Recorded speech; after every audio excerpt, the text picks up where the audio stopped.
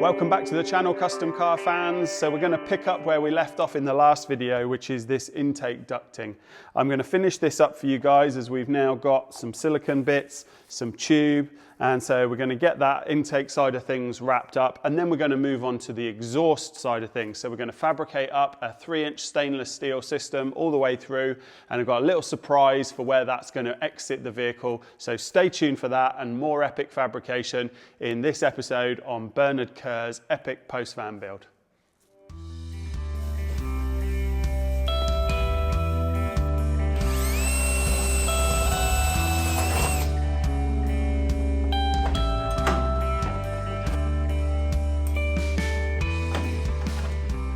So I've got all the holes marked out for my Klecos. I've used this fancy tool here to keep the spacing equal.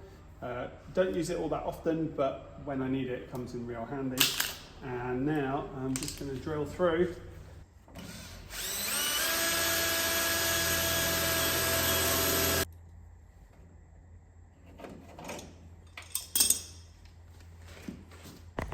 It's starting to look real good. That is all in, all Klecoed in. I'm pretty pleased with that. That's a real trick little addition. With our 4-inch silicone joiner onto the tube off the back of the intake ducting, and Ronnie size just protecting our program filter. A little 135 bend, we're actually getting pretty close already to lining up with the intake. I think we may even get away with just a 90 on there because of the angle. That's not far off, is it? Look at that. But what we're going to do here, rather than make this up with joiners like you'll see in a kit that someone's put together at home, we are going to weld aluminium tube together to make it a slick, lovely little intake. So I'm hoping that this bit of 3-inch here, yeah, lovely, goes on to the oval BMW intake hose that we're ducting. The aluminium, it's like a cast aluminium tube that dives around and disappears under the turbos there, I think, into the turbos rather. Right, so how's this going to line up?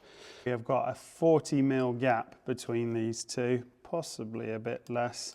Yeah, 40mm gap between them, and then obviously when I cut off these beads, I'm going to have to account for that. Nice straight cut off the bandsaw. I've just deburred the edges there. So that's the 2 bends cut. Now I've got this offcut from a previous job in the same material. I took 15mm off each of these, so that's 30 combined. Add that to my 30 space that I need, that's 60. So I'll mark that up on here, and then we'll cut this. Ah, perfect, that's gonna come in absolutely bang on. Quickly scotch up the edges that are being welded to clean them up.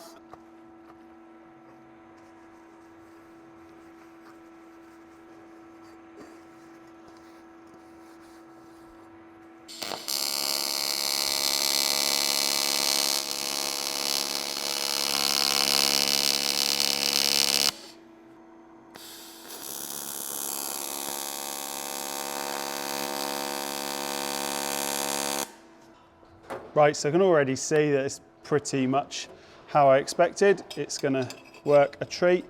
My clamp's too effective. If I clamp it up with it not quite touching, I can barely move the tube into position. Once it's clamped up, there we go, that's better. Now that that is clamped up, all I'm going to do is put a single line across the 2 parts, across the join, in my clamped section, and that gives me a reference then for the angle when I take it off and go to the bench, because obviously if it slips I won't know unless I've got a line like that. So now all I need to do is take this off, go to the bench, make sure that line's aligned, and then make sure the edges are all square together, sitting flush, and weld that up.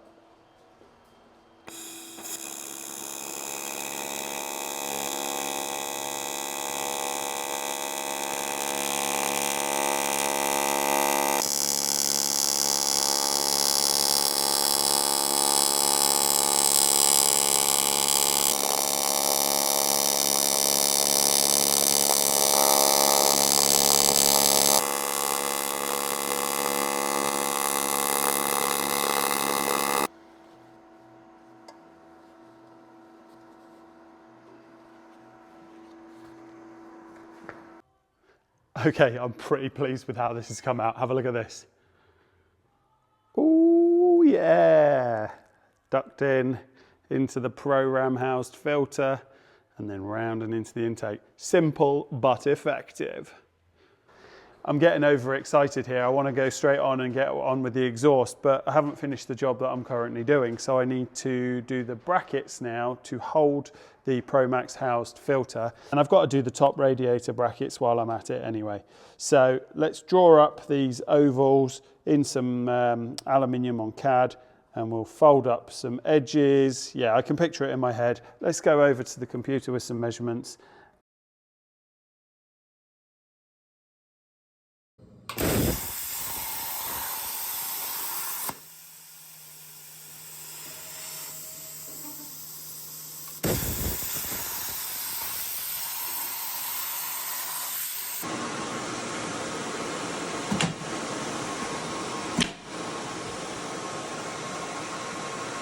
The fundamentals are there, it would do the job, but I'm not too happy with the angle of that. It just slopes back too much when I put it all together and push it down. So I'm just going to go back to the CAD and I'm going to drop these cutouts by about 10 mil down the part, and that will just bring this bracket up to level.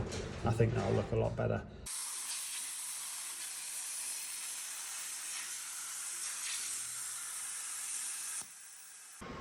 That is much better. Yeah, perfect. Do the other one and weld them on.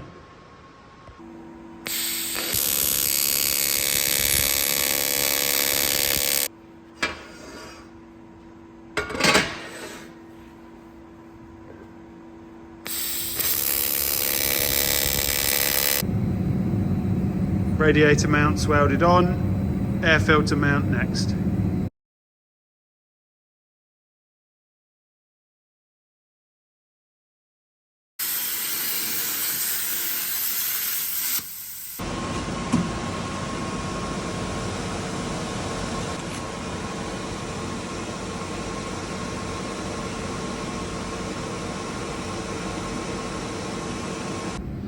I love it. Look at that. That does not get old. I love being able to draw little brackets up, cut them, fold them within no time at all. How much more professional does that look than just a little crappy bit of bar welded on with some holes in? There it is, our super lightweight radiator support hoop with added air filter bracket. That was a bit of work, but certainly worth it, rather than making that out of steel or having the air filter housing flapping around. The intake and the bracket for the radiator is done. Right, what's the next job? I reckon inner wheel arch closing panels, given that I'm working up the front end. So let's get it up in the air, take some templates from inside the wheel arch and make some nice aluminium panels. We got some cardboard, well, paper aided design going on at the minute. As you can see, I've just roughly cut it out, and then I make some little annotations of what I want to add back in. So I'll go match this on the other side. You never know, it might be the same. It depends on whether these surfaces were put in the same place from factory. So let's flip it over and see. Well, it's not far off the same, to be fair. We've got a little bit of a difference in the angle on this front leading edge here, but that panel does move a fair bit, so I might even be able to manipulate that a little bit. And we're back at the plasma table with some 1.5 mil aluminium for the inner wheel arch closing panels. Let's get the first one cut, hopefully it goes well.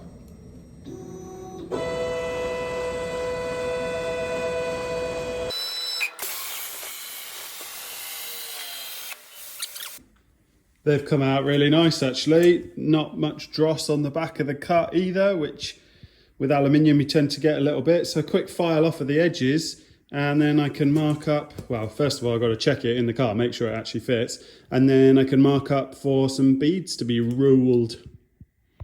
I've said it once, I'll say it again, but that is so satisfying. It pretty much fits perfectly.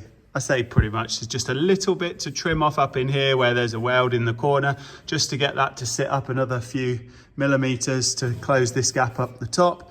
But yeah, look at that, look at that. Now that I've got that fitting in there absolutely perfectly, dead happy with that. What I need to do now is come from the back side with a permanent pen and mark where the flanges are so that I can measure up and drill the holes, and also so I can mark where the chassis comes to and any other important information, because when I lay out the beads in the middle, I obviously want to make sure that I don't overlap onto here and cause the panel to stand off or anything strange like that.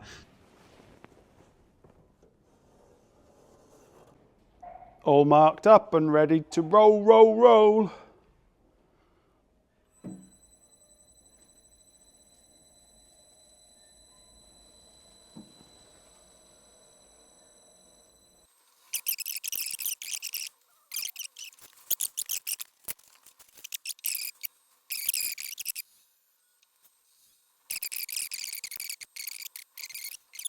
There we go. And that's how you get a really nice seamless line where you start and finish. If you clamp down, you get an obvious witness mark. So again, another successful panel done. And let's go and mark out our holes, and then they're basically there. I've marked out my holes. So let's get some 4mm holes drilled, and then we can cleco it into the vehicle.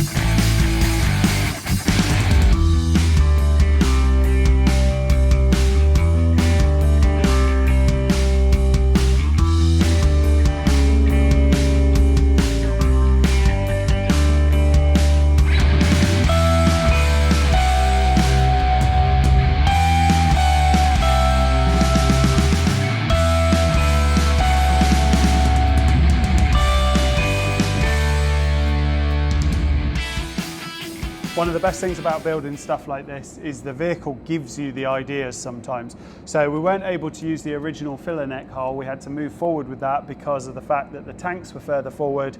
We've got an IRS rear subframe unit in the way, which would have meant ducting or piping all the filler neck into the two tanks, even more complex than it already was. So it made sense to move that forward. That's fine. But that leaves us with a big hole here with a janky old rubber. Don't really want to weld that up and then have to try and paint it and blend it into this all nailed old gnarly paint. It just would have looked a bit crap. So I thought, well, let's take the tailpipe out of there. You know, like it's easy to come out the bottom, it's pretty boring, but out of here would give that hole a purpose. So if we take this rubber out now and get the teardrop bend that I've cut, oh, like it was made for it, look. Right, what I've done here is I've tacked, you see up in there, an elbow onto the teardrop, wedged it in the hole, and then I've put a full straight on and supported it with the trolley jack at kind of the right height. I've then repositioned the pipe coming back, and it's bend on the transmission jack. And then, because I haven't got enough hands to show you, what I've done is I've taken a straight edge off the bottom here and marked on there, and then I thought, oh, there's a better way of doing that. So we run around here. I've clamped the bend after cutting it to the angle that I worked out with my large homemade angle finder.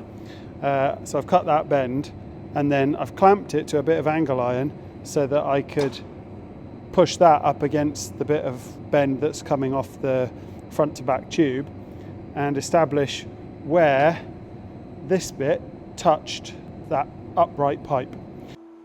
I've skipped a few steps here, I'm afraid, folks, just because I needed to concentrate to get all my angles and dimensions correct.